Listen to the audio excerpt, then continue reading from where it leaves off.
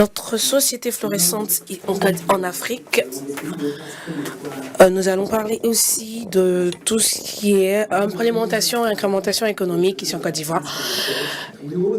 Mobilisation et développement de l'économie en Côte d'Ivoire, industrialisation et consultance et report en Afrique. Nous sommes très heureux d'avoir avec vous aujourd'hui ces invités distingués qui vont discuter avec nous de l'accroissement et de développement de l'Afrique, aussi pour le développement du gaz et l'énergie, le secteur de l'énergie et le développement soutenu de gaz naturel en Afrique. Alors, laissez-moi donc vous introduire mon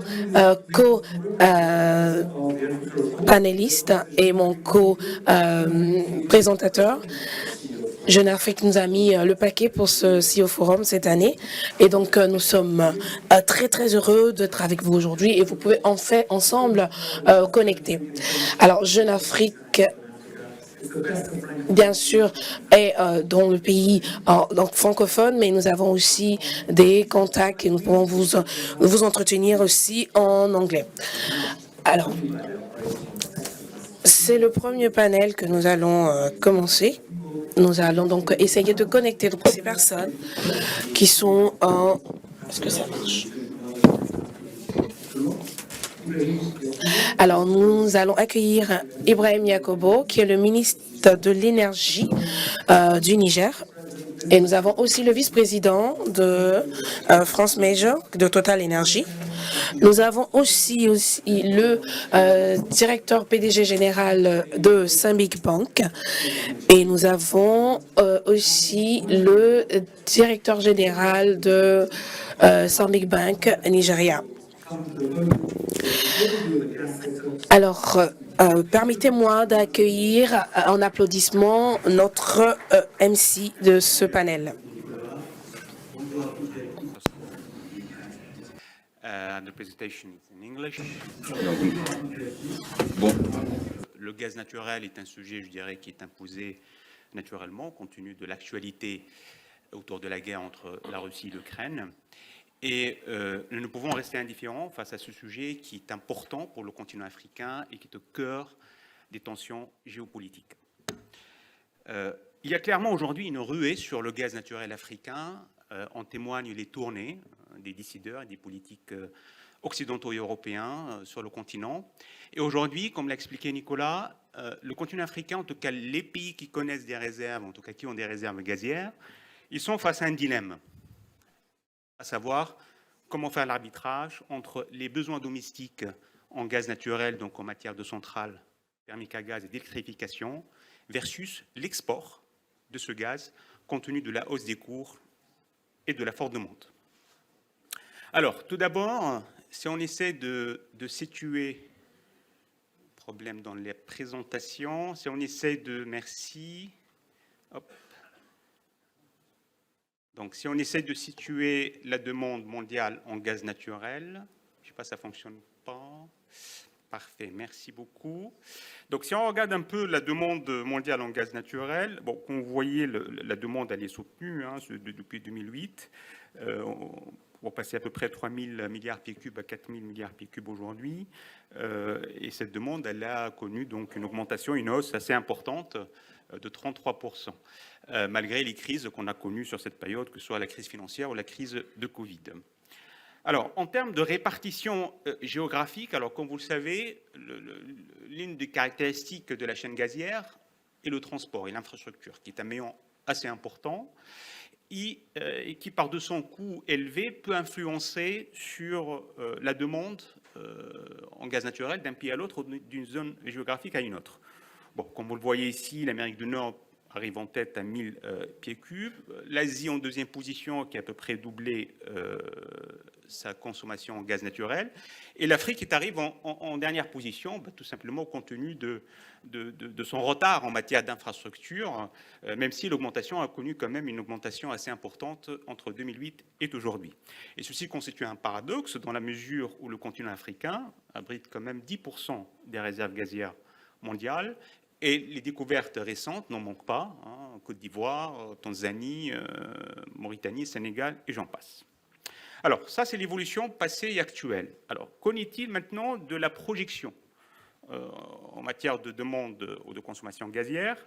Bon, vous savez, il y a plusieurs organismes qui font des projections, l'AIE, l'OPEC, mais aussi un certain nombre de pétroliers, BP, Equinor. Et ce qu'on peut conclure aujourd'hui, c'est qu'il y a à peu près un consensus aujourd'hui sur la forte, en tout cas, ou la place qu'occupe le gaz naturel sur la décennie à venir, sur les 10 ans à venir, pour se situer à peu près à 4 000 milliards pieds cubes. Tout simplement parce qu'aujourd'hui, le gaz naturel est considéré comme étant une énergie de transition par un certain nombre de pays occidentaux. Et la divergence, elle va se faire après, sur la période 2030-2050.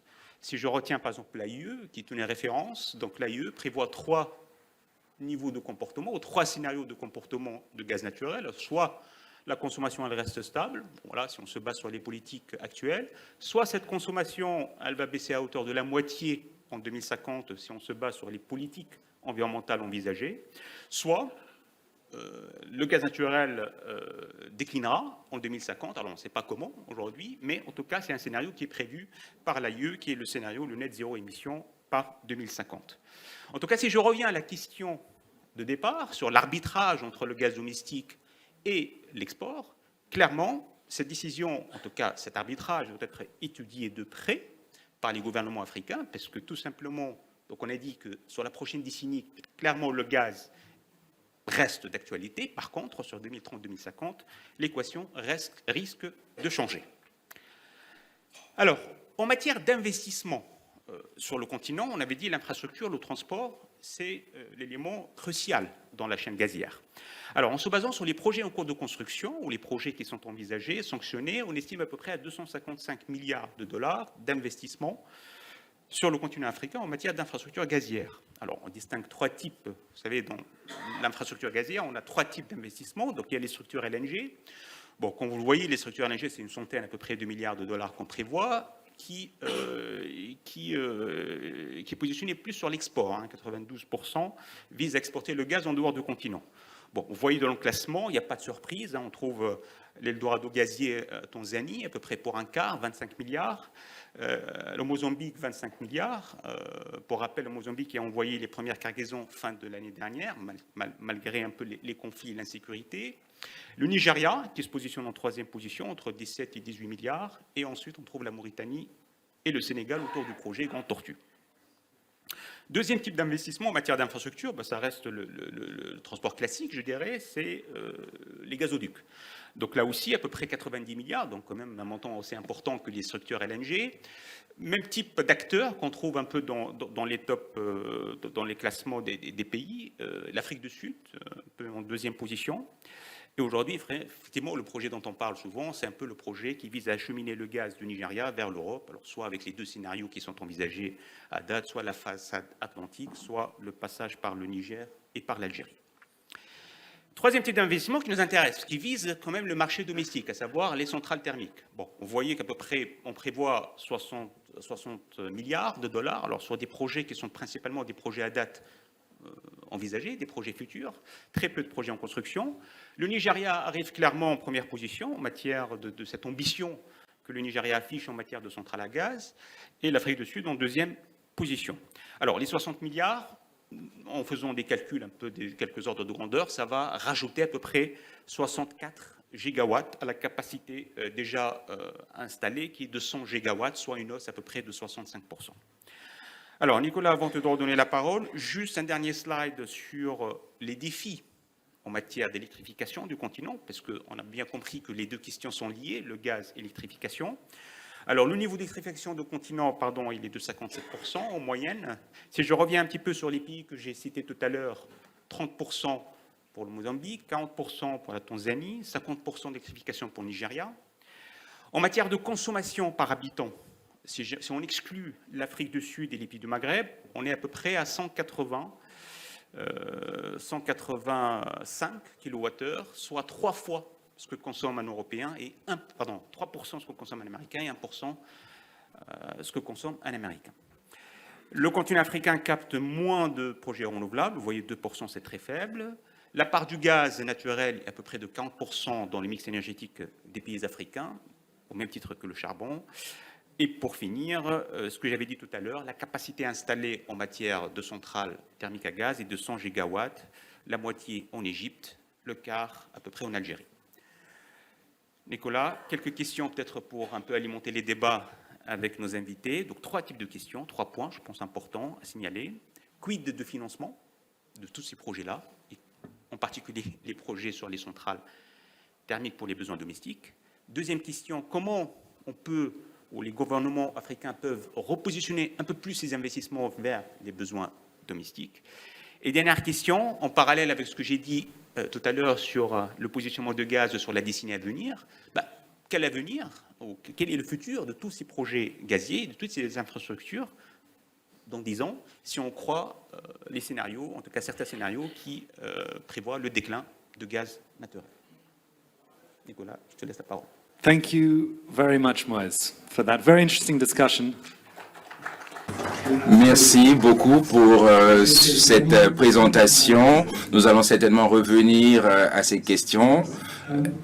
Et avant de démarrer, je pense que je peux vous impliquer et si vous pouvez lever la main très rapidement, vous allez me dire si vous êtes d'accord ou contre ce que je vais dire. Par exemple, l'Afrique verra une augmentation intéressante en matière de gaz naturel comme nous le constatons au niveau de l'Asie. Est-ce que vous êtes d'accord avec cela ou non? Si vous êtes d'accord, vous levez la main. Si vous êtes d'accord qu'il y aura une augmentation, levez la main. Si vous n'êtes pas d'accord, vous levez la main maintenant. Merci. Alors, Mina, comme nous l'entendions tout à l'heure, depuis qu'il y a la guerre en Ukraine, il y a eu une frénésie pour le gaz. Et donc, comment est-ce qu'on peut s'attendre à ce que cette demande puisse évoluer dans les années à venir? Et bien sûr, comment faire en sorte que l'Afrique puisse répondre à ce besoin? Merci. Comme vous l'avez dit tout à l'heure, je pense que l'une des entreprises qui travaillent dans le secteur renouvelable le fait de manière significative et nous partageons le fait que la demande sera vraiment importante, bien qu'elle soit volatile en ce moment. Mais nous pensons qu'il faut qu'il y ait un arbitrage pour les années à venir ou à moyen terme. Nous pensons qu'il y a un potentiel pour l'Afrique de jouer un rôle important en se basant sur le fait que, nous savons tous que le gaz russe, la consommation de gaz russe a vraiment chuté au niveau de l'Europe. Donc, il faudra que l'Afrique puisse se positionner. Donc, du fait aussi des prix élevés, cette demande a aussi chuté. Donc, voilà des éléments à prendre en compte. Et nous avons rencontré des problèmes politiques qu'il faut bien gérer. Cependant, je pense qu'il est important de voir à quel point les projets énergétiques prévus en Afrique sont nombreux et constituent une priorité comme nous le constatons en Tanzanie. Je pourrais en dire un peu plus par la suite. On a entendu du coup l'impact de l'invasion de l'Ukraine sur les coûts d'énergie dans beaucoup de pays en Afrique. On a vu du coup l'inflation augmenter. Mais pour le Niger, quelles vraiment sont les barrières pour l'accès à l'énergie? Bien, merci. Sur la question des barrières à l'accès à l'énergie au Niger, je pense que c'est globalement les mêmes obstacles ou les mêmes contraintes qu'on a en Afrique. Je pense qu'une première catégorie de ces barrières-là, elles sont issues de la faiblesse des investissements dans les infrastructures énergétiques en Afrique. Pendant très longtemps, dans la plupart de nos pays, l'investissement dans les infrastructures structurantes, je ne parle pas des projets d'ajustement pour rattraper la demande de la consommation, mais les infrastructures importantes pour produire, transporter et distribuer, ça a été une des lacunes ou une des faiblesses de beaucoup de programmes dans nos États. D'ailleurs, je pense que ça explique en partie le faible succès que nous avons eu sur le programme de réindustrialisation ou d'industrialisation de l'Afrique. Donc les premières, là, elles sont communes à la plupart des pays, c'est structurel. Nos États n'ont pas été ou n'ont pas eu la vision ou ont manqué les ambitions qu'il fallait pour investir dans l'énergie. Parce que dans la conception de l'Afrique post-indépendance, on a géré des problèmes, beaucoup de problèmes, mais sur l'énergie, les investissements n'étaient pas à la hauteur, ni les politiques d'ailleurs. Donc ces faiblesses-là, on les retrouve dans beaucoup de pays. Spécifiquement par rapport au Niger, à ces faiblesses-là qui sont liées au faible niveau de nos infrastructures, il faut ajouter la question de la géographie de notre pays. C'est un pays qui est vaste, qui ne permet pas de garantir l'accès à l'électricité par un réseau national unique intégré. Vous avez une demande qui est extrêmement élevée liée à la dynamique démographique. Le Niger, on a une demande qui augmente chaque année de 10%. C'est une des demandes les plus élevées au monde. Vous avez le faible niveau de revenus des citoyens qui fait qu'ils ne peuvent pas avoir accès à l'énergie, ni l'énergie moderne, ni l'énergie traditionnelle, à moins de mobiliser essentiellement la biomasse. Et maintenant, vous avez un contexte qui fait que dans beaucoup de nos pays, les investisseurs privés ont eu quelques hésitations à investir dans le secteur de l'énergie. Et on va y revenir justement à ces investisseurs frileux. Ronan, vous êtes à la tête de Total Energy LNG. On a entendu Nina dire que peut-être il y avait des problèmes dans le marché, on a vu des prix très élevés. Pouvez-vous nous aider aussi avec un tour d'horizon des projets qui viennent on stream dans les prochaines 12 à 24 mois en Afrique, dans le monde, qui pourraient avoir un impact sur ce cours de gaz et par exemple, vous avez un grand projet au Mozambique qui va se mettre en ligne bientôt, on espère. Allez-y. Oui, bonjour, bonjour à toutes et à tous. Alors, I don't know if I should answer in English for the benefit of my... Je ne sais pas s'il faudrait que je m'exprime en France. Ouais. Donc je vais commencer en français. Comme vous l'avez dit, il y a plein de projets. Nida l'a rappelé également. Le Mozambique, on a clairement mis sur la table les raisons pour lesquelles on a arrêté ce projet, mais aussi les conditions dans lesquelles on le redémarrerait. Ça, c'est pour l'export. Mais je voudrais aussi insister sur les nombreux projets que nous faisons pour développer la consommation locale. Parce que le Mozambique, c'est très connu pour un projet d'export, Mozambique LNG. Mais moi, ça fait 4 ans que je travaille dans ce pays pour développer un projet d'importation de GNL. Ça paraît un peu surprenant, mais il ne faut pas opposer le GNL qui est exporté au GNL qui peut être consommé sur le continent. Et donc, on a un projet dans le sud du Mozambique pour exporter du gaz vers l'Afrique du Sud. Donc, il y a déjà les infrastructures. Pour le coup, les infrastructures existent. Et donc, on veut se connecter sur ces infrastructures. Et néanmoins, ça prend beaucoup de temps. Donc, je ne cherche pas à opposer exportation et importation dans tous les pays dans lesquels on travaille. Et depuis très longtemps, en 1996, je travaillais déjà sur un projet en Asie pour exporter du gaz du Myanmar vers la Thaïlande. Et on travaillait sur 150 millions de pieds cubes jour de gaz domestique.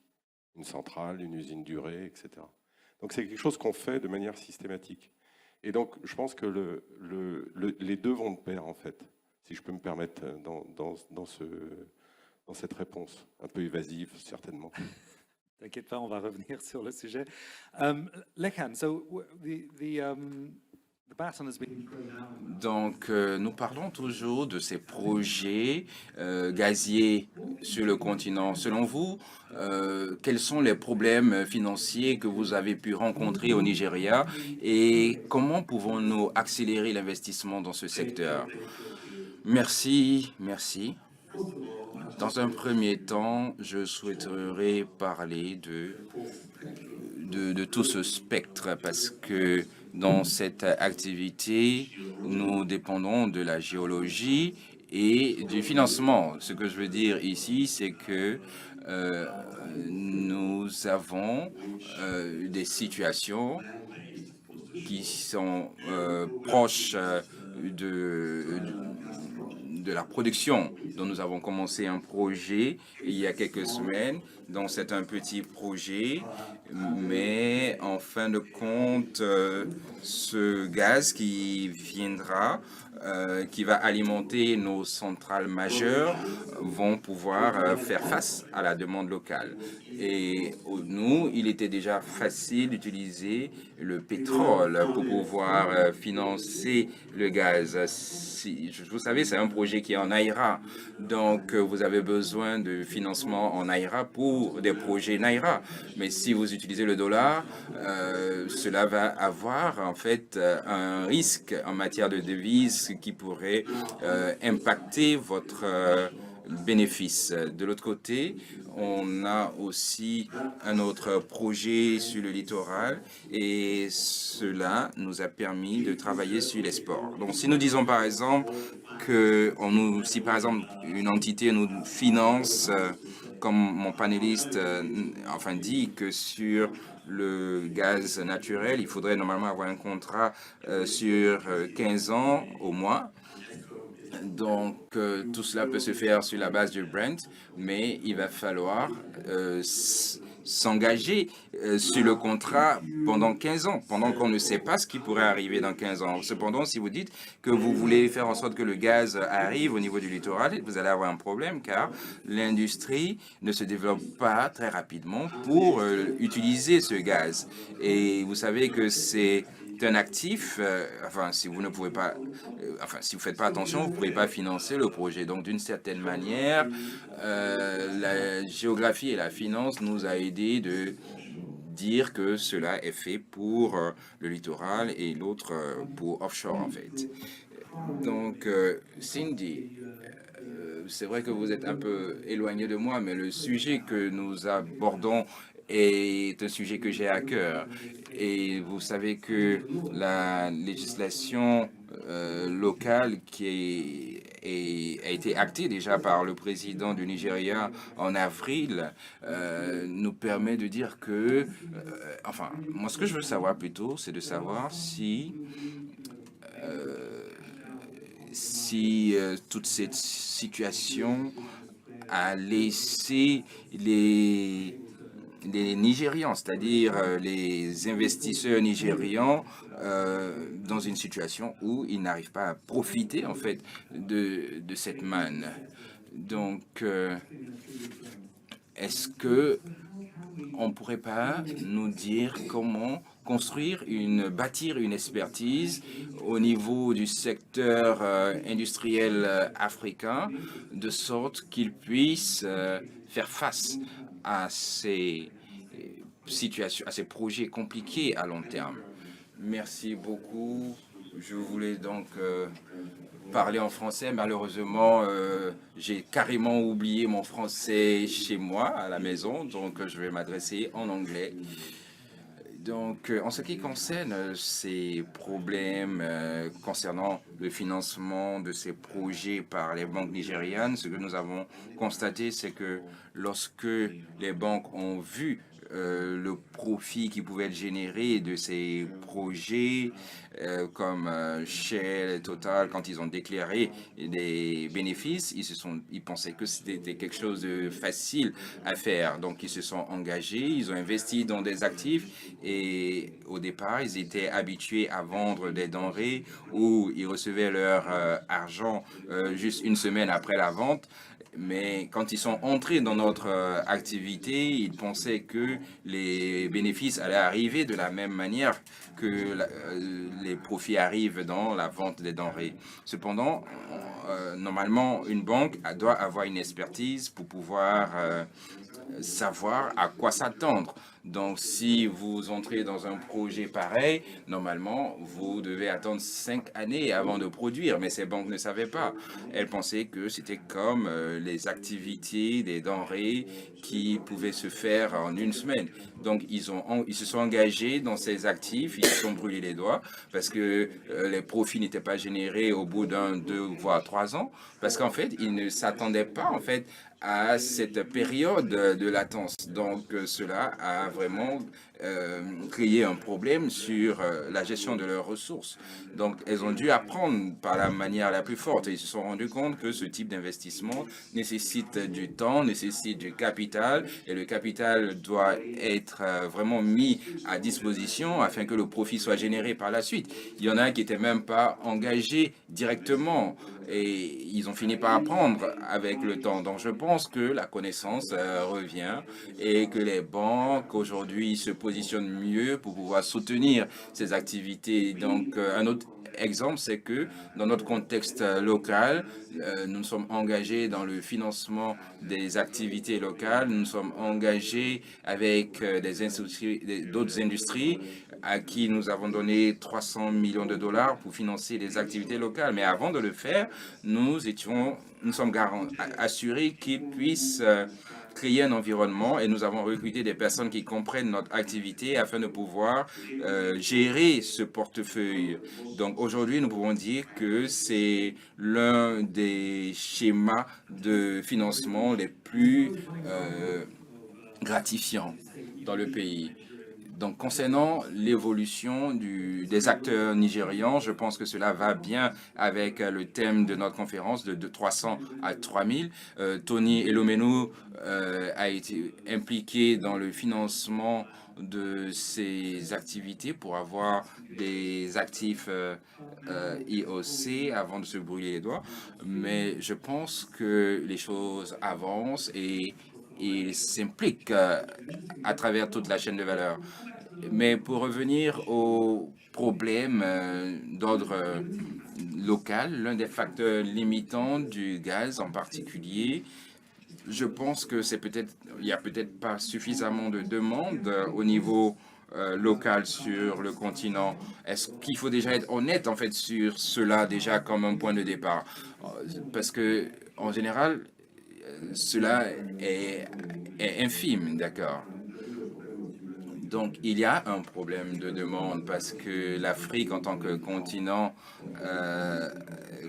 ne consomme pas ce qu'il produit. Et quand vous prenez l'Afrique, l'Égypte ou l'Algérie, le Nigeria aussi, qui essaie de rejoindre le train, mais malheureusement, les choses ne sont pas comme prévu. Mais il y a un rapport qui a été produit par l'Union internationale de gaz en début de cette année, que je vous invite à lire, et toutes ces raisons y sont. Et il n'y a rien, c'est forcément tout ce qui concerne le financement, la logistique, la capacité d'électrifier et aussi la capacité d'acheter le gaz pour produire de l'électricité. Bon, je pense que ce qui manque, c'est la réalisation. Et pour moi, c'est après autant d'expérience dans ces projets de développement dans différentes industries en Afrique. Donc, nous réalisons que nous devons démarrer par quelque part. C'est vrai qu'il y a plusieurs projets qui existent, mais il faut commencer petit et il faut pouvoir démarrer avec un projet véritable. Et je pense que pour cela, en fait, le fait de mettre en synergie les différents efforts, nous travaillons avec des acteurs locaux et le bénéfice peut venir des financements internationaux. Et c'est aussi l'impact que le gaz a. Donc, pour revenir à nos projets, le projet d'export en Afrique du Sud, vous savez que là-bas, c'est un marché de charbon. Et là-bas, il y a un impact important. Et c'est peut-être petit, mais au fur et à mesure, je pense que nous allons réaliser ce que nous voulons. Facteurs qui freinent l'adoption du gaz sur le continent. Dans plusieurs pays, c'est le manque d'un marché de l'électricité structuré de manière lisible pour le secteur privé. Comment le Niger s'organise pour avoir justement un secteur de l'énergie avec des demandes claires, des mécanismes de paiement clairs, un plan d'infrastructure clair pour que justement ce jumelage public-privé peut se faire de manière efficace et donner le confort au secteur privé pour qu'ils investissent massivement dans ce secteur. Bien, mais c'est juste dire un mot sur la demande. On sait que la demande, elle existe, même potentiellement, elle existe liée à l'accroissement démographique et au dynamisme économique de l'Afrique. Donc souvent, le manque de l'offre elle-même ou des conditions de la fourniture de l'offre fait qu'on ne peut pas mesurer la demande telle qu'elle existe, même dans le domaine du gaz. Maintenant, sur le marché de l'électricité, ce que nous avons mis en place au Niger, nous avons une stratégie qui a identifié clairement ce que nous voulons faire pour garantir l'accès universel à l'énergie moderne pour au moins 80% de la population d'ici l'horizon 2035. Donc, nous savons exactement ce que nous voulons, nous savons ce que nous devons mobiliser comme moyens, comme ressources pour garantir cet accès-là. Et dans la mobilisation des ressources, l'État va faire sa part, les partenaires techniques et financiers font leur part, puisque nous avons des projets ensemble avec eux, mais nous sommes convaincus que tous ces deux acteurs réunis ne pourront pas satisfaire la demande ou nous aider à réaliser ces objectifs dans les meilleures conditions. C'est pourquoi nous avons mis en place un dispositif institutionnel vraiment de qualité qui nous a permis aujourd'hui de mettre en œuvre un des partenariats, je pense, le plus important dans la sous-région en matière de production indépendante d'électricité. Nous avons aujourd'hui un partenaire africain soutenu par des banques africaines qui nous fournit sur deux régions presque 120 mégawatts. C'est une partie importante de notre fourniture de l'énergie électrique. Pour cela, nous avons la législation qui le permet et nous mettons en place un contrat d'achat qui met l'opérateur dans le confort de s'assurer de toute façon sa production va être payée et elle est même payée à l'avance. Donc nous n'avons pas de difficulté à garantir à l'opérateur qui produirait l'énergie dont nous avons besoin qu'il sera payé, mais il sera même payé en avance.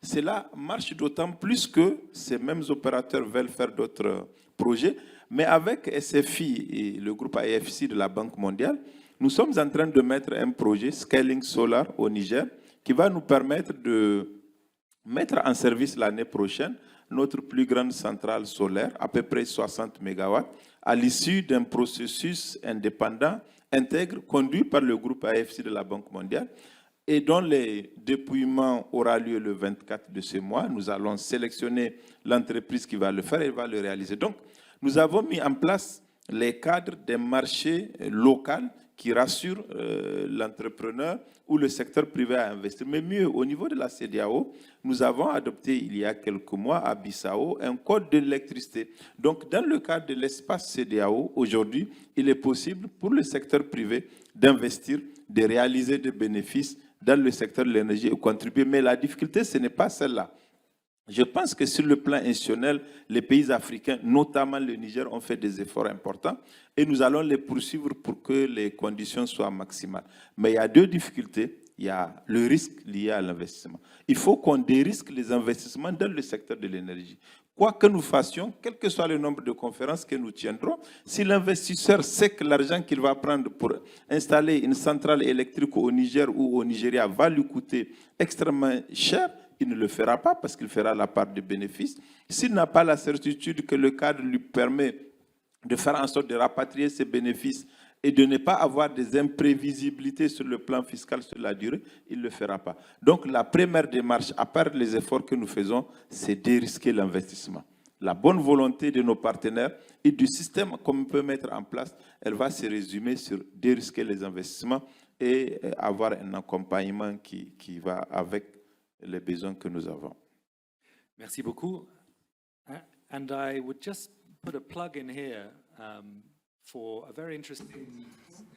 Donc, en ce qui concerne ce point pour l'Afrique, je ne sais pas s'il y a quelqu'un de ETI qui peut parler d'un projet pendant la session questions-réponses, mais ce projet de dérisquer, cette question de dérisquer en tout cas, l'investissement est importante. Nina, nous avons entendu parler du Niger. C'est clair qu'il y a en Afrique des barrières à l'investissement dans ce secteur et en Tanzanie, c'est pareil. Donc, parlez-nous un peu du gaz naturel liquéfié en Tanzanie, de ce secteur, et quel est l'environnement qui est mis en place pour ce projet? Est-ce que cette initiative émanait du gouvernement tanzanien? Est-ce qu'il y a des législations appropriées? Écoutez, je pense que c'est un projet majeur, c'est un projet industriel majeur que le gouvernement tanzanien a fait de manière claire, et ils ont dit exactement ce qu'ils attendaient comme résultat pour l'économie et aussi pour la population. Et l'un des cadres commerciaux qui a été achevé maintenant, tout récemment d'ailleurs, cela a été fait par le démarrage d'un accord qui fait partie d'un partenariat avec Shell et Exxon et d'autres entreprises. Et ce qu'il faut comprendre, c'est que le gaz local en fait partie, et il y aura aussi du gaz pour l'export, pour la partie la plus importante, et il y aura un autre point qui sera alloué pour le marché local. Donc c'est un élément important du plan du gouvernement de la Tanzanie, y compris aussi l'entreprise nationale de production de pétrole que nous aurons à l'avenir. Donc, et l'effet domino aussi de ce projet, c'est qu'il sera vraiment massif et cela va certainement augmenter le PIB de 10% et augmenter aussi et créer de l'emploi pour eux. Donc, c'est clair que la Tanzanie a un acheteur de gaz. Et si vous utilisez, par exemple, Dangote Cement, par exemple, comme exemple, Dangote Cement a des prix qui sont beaucoup plus abordables en Tanzanie par rapport à d'autres entreprises sur le continent. Donc, voyons comment nous pourrons faire un agrégat et financer la demande. Est-ce qu'il est possible d'utiliser la souveraineté d'un pays pour mettre à l'aise les investisseurs, ou est-ce que si nous arrivons à dérisquer ces projets, que pensez-vous? Donc, je pense que nous devons regarder cela de manière plus fondamentale. Donc, si vous regardez l'aspect démographique du continent et la consommation, c'est clair qu'il y a un déséquilibre entre ce que nous consommons et ce que nous produisons. Et en fait, nous produisons beaucoup peu. Donc, la raison ici, c'est que l'électricité n'est pas constante, régulière, et elle n'est pas abordable. Donc, quand on parle du volet industriel, vous savez, nous avons du gaz. Donc, si nous pouvons garantir un prix particulier pour l'industrie et faire en sorte que l'électricité soit disponible régulièrement, je pense que cela pourra avancer. Voilà. Donc, je pense aussi que nous devons agir de manière intentionnelle. Et je pense que le gouvernement peut faire en sorte de mettre cela sur une échelle afin de pouvoir faire une différence. Donc, si c'est un projet de la ZLECAf, ils peuvent le faire, mais il faut qu'il y ait une intention pour compétir, même quand il s'agit de la fabrication de certaines pièces détachées et tout. Donc, il faudrait donc entamer ce cycle pour que la croissance puisse se faire. Sinon, nous serons juste en train de tourner en rond sans pour autant avancer.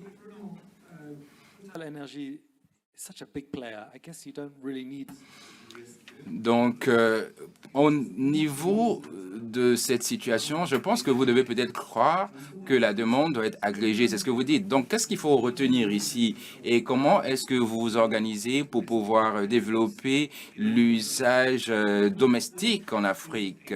Donc, quel est ce pipeline virtuel? C'est un mot que j'ai appris récemment. Vous pourrez avoir plusieurs définitions selon la manière dont vous l'utilisez. Je ne sais pas vraiment ce que vous entendez par pipeline virtuel. Donc, en fait, c'est l'usage de camions, en fait.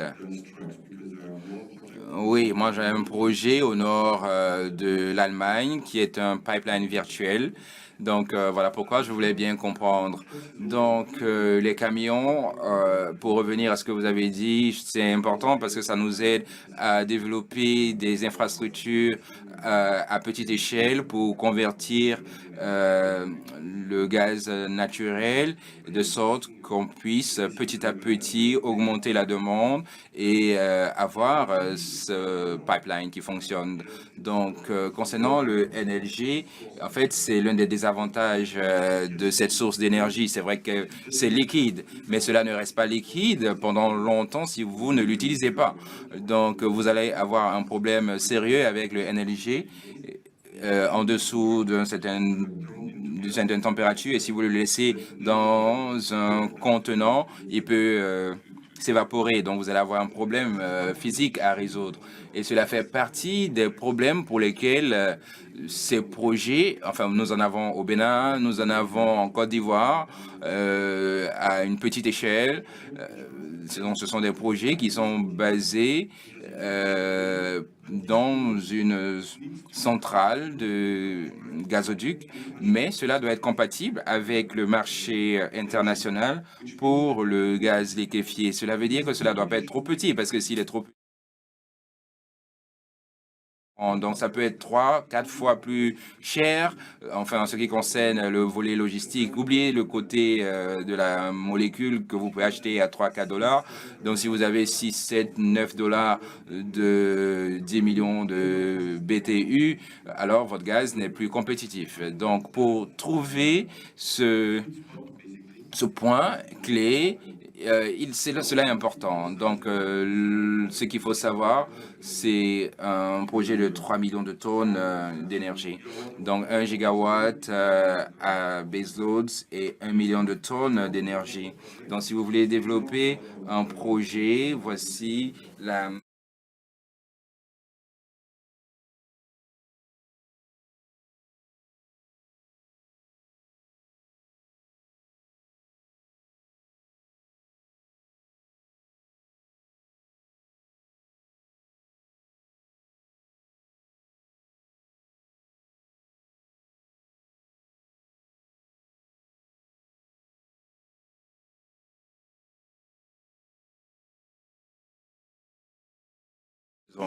Donc, nous ne sommes pas grands parce que nous prenons des risques incommensurables, mais nous sommes grands parce que nous le faisons de manière raisonnable. Et nous avons besoin aussi de la banque.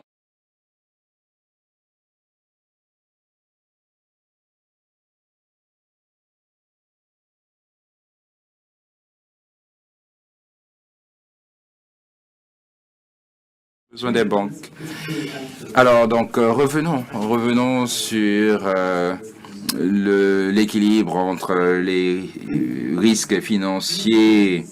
Donc, est-ce que, lorsque les opérateurs entendent ces mots, certains peuvent être soucieux de l'impact au niveau des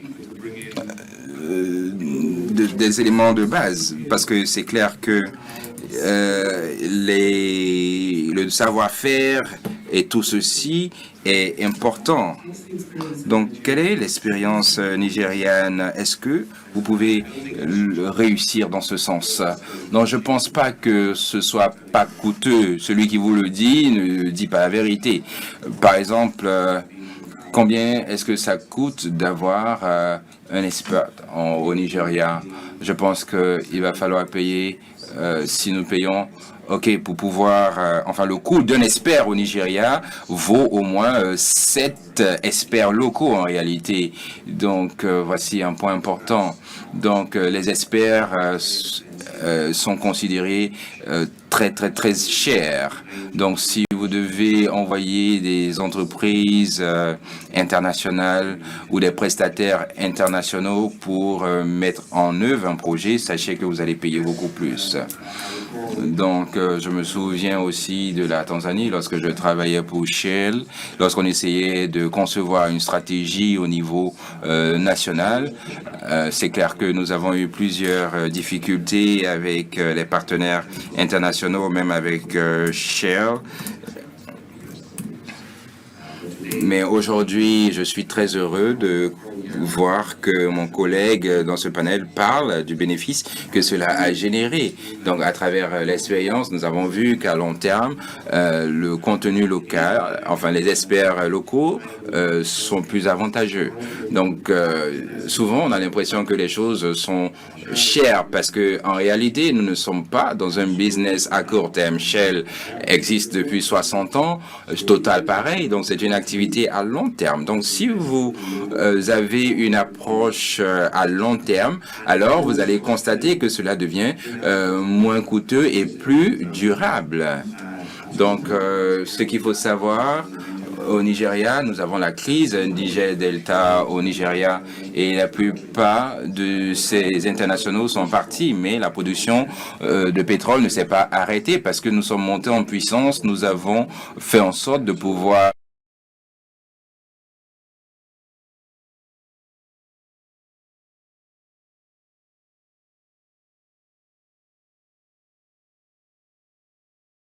que lorsque vous voulez investir, vous devez oublier les gains à court terme, mais il faut plutôt penser à l'impact à long terme de votre présence. Aujourd'hui, nous parlons du gaz qui est mis à rude épreuve en Europe. Donc, si Shell et autres entreprises étaient allées dans ces pays africains avec un esprit, avec une approche à court terme, aujourd'hui, ils n'y seraient plus. Et ils seront en train de chercher les moyens pour pouvoir apporter du gaz à l'Europe, mais grâce à leur vision à long terme, ils ont pu réagir vis-à-vis de cette situation.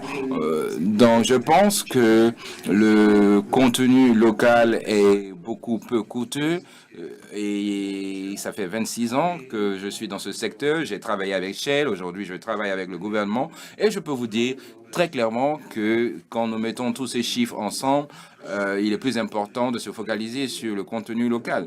Donc, lorsque il y a eu la COVID, vu que au niveau national, nous sommes passés de 5% à 54%, lorsqu'il y a eu le COVID, tout le monde disait que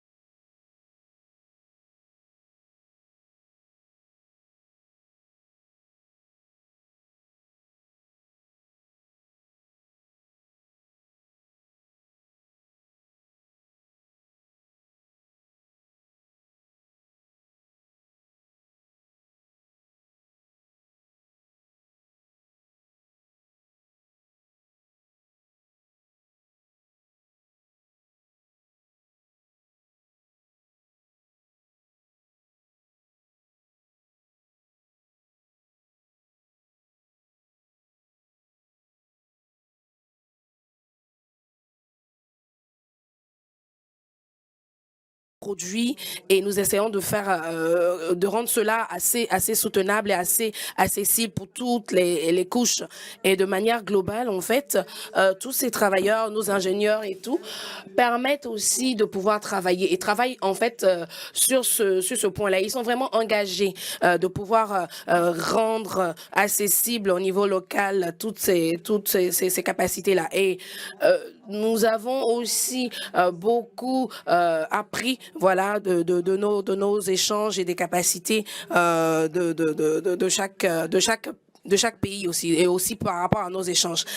Ça a été beaucoup plus intéressant de pouvoir se baser sur nos connaissances du milieu. Voilà, merci beaucoup. Est-ce que vous avez des questions dans la salle? Il y a d'autres questions? Oh. Alors, on en a une juste là. J'aimerais que vous ayez un peu plus de questions pour nos panélistes. Alors, on va commencer avec la première question. Alors, s'il vous plaît, présentez-vous et donnez-nous la question et dites-nous à qui ça s'adresse. Alors, bonjour. Je suis Mohamed Mokhtar. Je viens de la Banque nationale Mauritanie. Ma première question est pour le Nigeria. Alors, nous avons parlé beaucoup de pipeline entre le Maroc et l'Algérie. Excusez-moi, le Maroc et le Nigeria. Et il y a aussi un autre projet entre l'Algérie et le Nigeria. Est-ce que ça a vraiment un sens d'avoir tous ces projets-là? Et quand nous savons qu'au Sénégal, en train d'utiliser et a la possibilité donc de pouvoir recruter, de pouvoir travailler avec son voisin, le Maroc, et partager en fait ces mêmes projets. Est-ce que, en laissant le Nigeria l'idée ce projet, est-ce que ça ne nous empêchera pas de mettre plus de moyens et de voir que le pipeline qui va vers le Nigeria peut être travaillé et peut partager les expériences entre les régions subsahariennes, entre le Nigeria, le projet du Nigeria et pouvoir booster aussi le même projet sur place. Alors, ma deuxième question, ou ma dernière question, est-ce que par rapport à nos actions avec nos partenaires, est-ce que dans nos asserments, est-ce que nous pouvons travailler localement ou bien trouver une synergie raisonnable entre les gouvernements et permettre de les engager, de les rendre partie prenante en fait de ces projets et de pouvoir ne pas être dicté ou dirigé par ces costes-là? Excusez-moi pour ma voix, mais c'est ça mon point. Merci beaucoup pour cette question très importante. Alors, on va donner la parole pour avoir une idée du côté du Nigeria.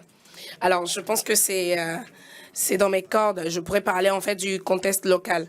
Alors, pour ce qui concerne donc les problèmes ou les défis que nous rencontrons localement, je ne sais pas si vous avez déjà été au Nigeria avant, mais nous avons des lois. Nous avons des lois qui régissent en fait toutes ces demandes-là.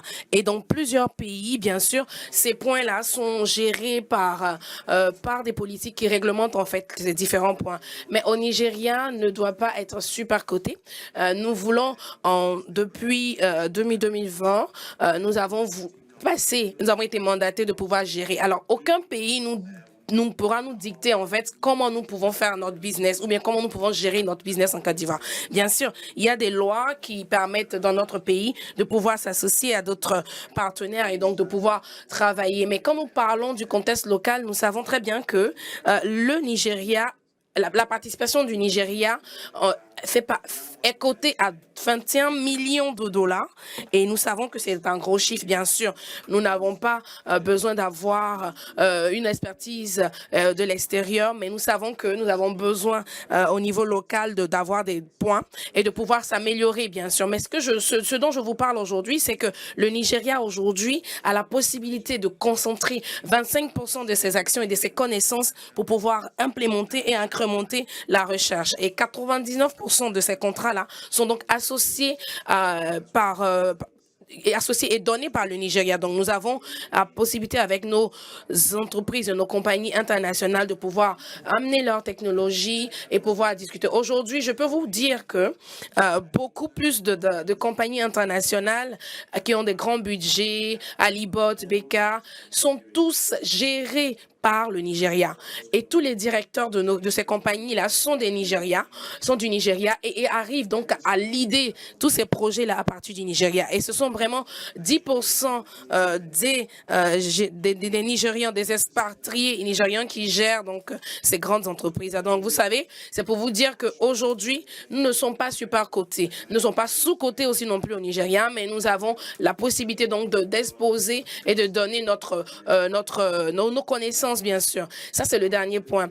À part les 21 millions de dollars qui peuvent être sortis du Nigeria par rapport à nos investissements, nous savons que notre pays aujourd'hui, lead les plus gros projets. Merci beaucoup. Alors, ma première question, c'est une question politique. J'essaie un peu de... Laissez-moi reformuler. Je pense que je vais essayer de reformuler cette question-là. Alors, merci beaucoup. Si mon directeur exécutif me donne la parole, j'essaie de pouvoir répondre et donner de manière plus intéressante.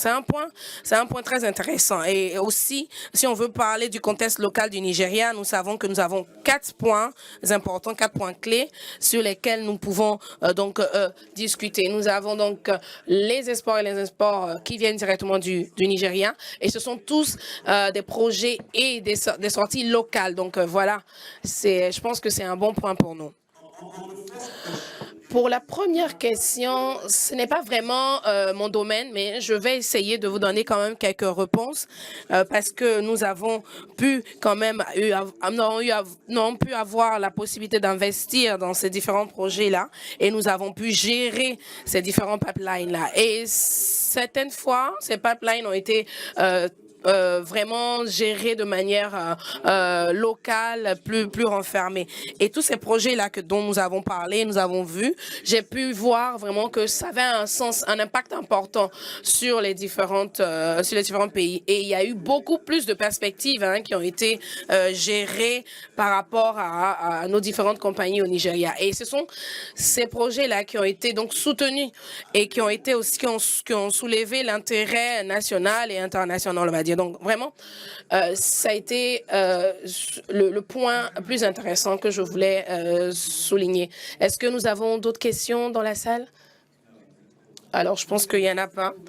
Alors, nous allons continuer donc sur la... Ah, OK, on a une question dans la salle.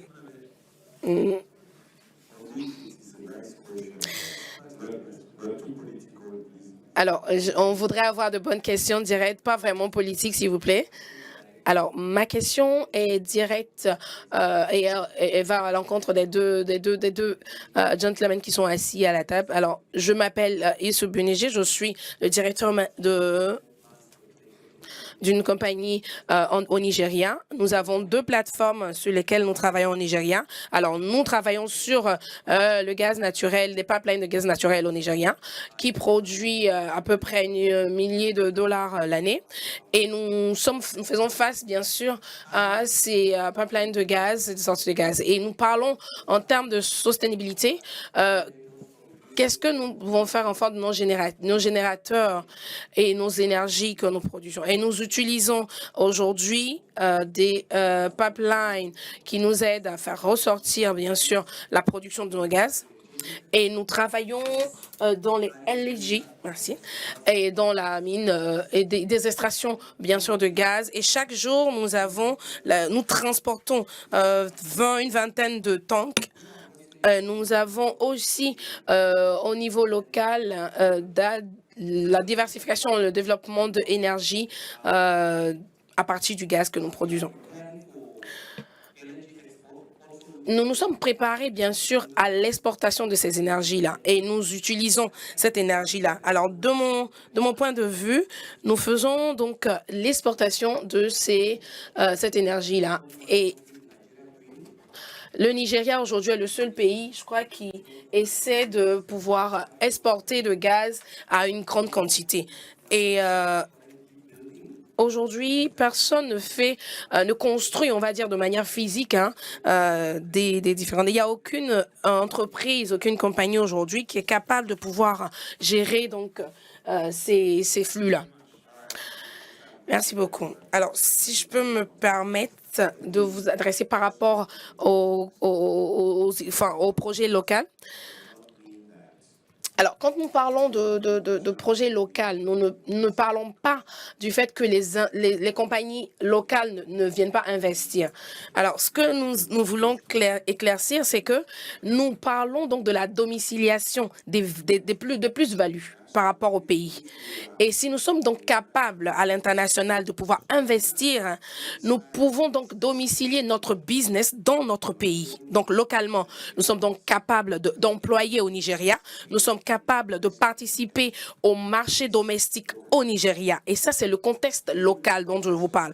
Quand je vous parle du contexte de l'LNG, alors ce qui est plus important par rapport à ces pipelines-là, c'est voilà, la durabilité et l'accroissement de ces investissements-là par rapport au Nigeria.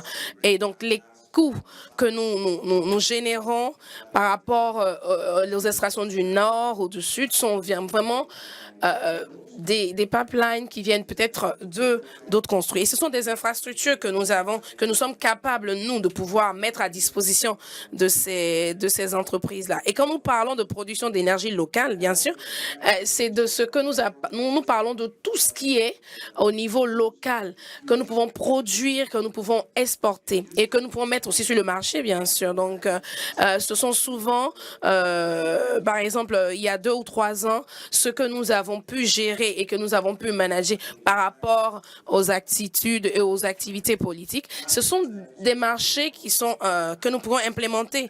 Et comme je disais tout à l'heure, aujourd'hui, l'NLG aujourd'hui pour le Nigeria est géré totalement et dominé totalement par des Nigérians. Et donc, du coup, ce sont des plans que nous avons pu développer, conçus par nos entreprises locales. Et ce sont des marchés domestiques qui ont été donc implémentés par les entreprises locales. Et nous avons pu gérer les demandes locales en énergie. Et quand aujourd'hui le Nigeria déclare une quantité de gaz qu'elle exporte, depuis 3 ans aujourd'hui, toute l'énergie qui est consommée au Nigeria ne vient pas du Ghana ni du Sénégal. Elle est produite également, comme j'ai dit, localement. Et ce sont des consommations par rapport au GPL, au NLG, qui viennent donc qui sont développées dans notre pays. Et nous sommes capables aujourd'hui d'investir. Nous avons investi, bien sûr, dans ces développements localement. Et ce LPG dans notre pays nous permet donc d'avoir des projets, d'implémenter les projets dans le milieu du gaz et ne sont pas vraiment... Ce sont pas des grands mouvements qui se font hors de nos contrées, bien sûr. Nous pouvons construire, bien sûr, dans notre pays localement et investir dans les plans de NPG pour pouvoir être capable donc de produire et de distribuer l'énergie dans les pays et dans la sous-région. Ce sont donc des évolutions qui se passent au niveau local, bien sûr, et nous serons donc capables de pouvoir développer au niveau du Nigeria et réduire, mais si vous voulez aussi des pouvoirs. Nous pouvons vous donner des estimations au niveau local et même penser, voir plus loin, pouvoir par rapport aux investissements et au développement sur le domaine de gaz. Et je pense que nous allons avoir la possibilité de discuter ça prochainement. Alors, merci beaucoup.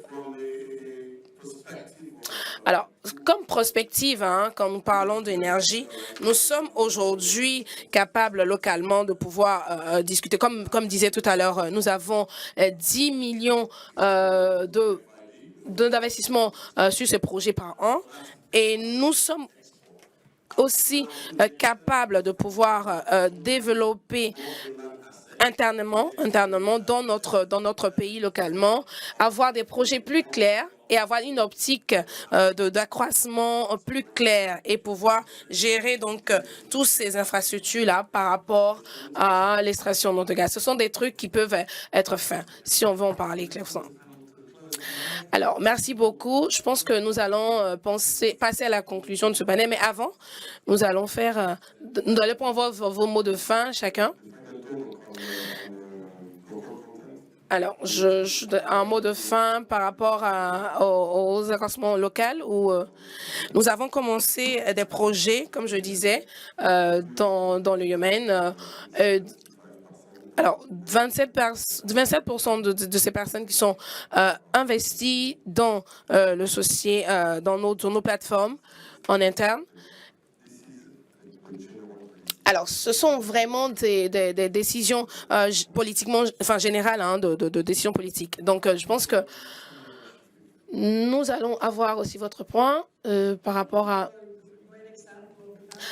je ne pense pas que ce sont des bons exemples, hein, globalement, mais je pense que nous pouvons présenter ici des exemples de ces dernières années qui ont été donc des exemples assez positifs. Et il y a aussi eu des réglementations gouvernementales, des lois de gouvernement qui ont permis, bien sûr, de pouvoir bien gérer. Et nos gouvernements ont été bien clairs sur ces projets-là. Donc, je pense que ça peut pouvoir faire bouger les lignes. Alors, de l'énergie, que ce soit à partir du gaz ou de toute autre ressource, c'est vraiment une des problématiques essentielles pour le développement de l'Afrique. Nous devons en prendre conscience. Si nous ne le faisons pas, nous n'avons aucune possibilité de transformer notre économie et de prétendre au développement. C'est particulièrement important. Le deuxième, c'est que vraiment en Afrique et au Niger, je peux l'affirmer, nous avons mis en place un dispositif aujourd'hui institutionnel qui rassure à l'excès le secteur privé, et il serait important qu'il puisse s'engager et qu'il ait un peu plus d'audace à investir dans un secteur absolument rentable. Et enfin, je vais prendre une minute de publicité pour le Niger. Tout à l'heure, on a parlé du gaz. Nous en produisons vraiment et nous allons en produire davantage pour notre propre consommation. À partir de septembre, nous allons produire plus de 70 000 tonnes pour assurer la couverture de nos besoins domestiques et aussi accompagner l'usage du gaz qui est en train de se faire de plus en plus dans l'irrigation et dans l'agriculture. Ensuite, dans l'AGADEM, nous avons fait des évaluations qui nous permettent d'estimer les réserves à un niveau considérable. Des réserves vraiment qui peuvent être techniquement et économiquement récupérées. Et parmi les utilisations, c'est envisager la construction d'une centrale thermique à gaz qui va produire pour notre pays entre 150 et 250 MW. Donc nous avons le potentiel. Si vous sortez du Nigeria, vous pouvez venir aujourd'hui au Niger chercher le gaz, Inch'Allah, au Niger. Merci. Merci beaucoup. And thanks to all my panelists. Please give them a warm round of applause for a fascinating panel. Donc veuillez ovationner nos panélistes, s'il vous plaît. Donc dans peu de temps, nous aurons un autre panel sur le développement durable, l'utilisation du gaz, dans peu de temps. Merci à vous.